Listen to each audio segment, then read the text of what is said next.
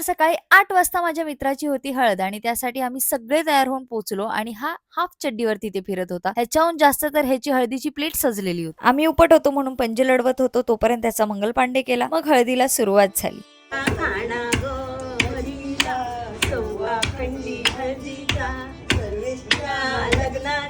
सर्वेश काय तुझं लहान मुलाला वाटीत दिलेलं सांडलं म्हणून गोळा करतोय असं वाटतं.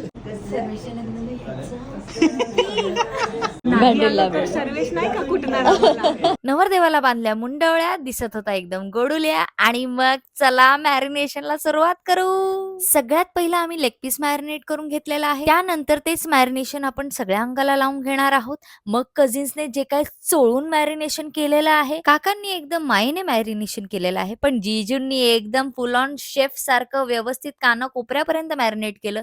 मग आमची वेळ आली. मग काय नुसती होळीच, घास घास तोंडावर घास. अशा प्रकारे तंदुरी हळद झालेली आहे. तुला पण लावतो. ए नाही का तुझं पण एका वर्षापर्यंत लग्न होईल. अरे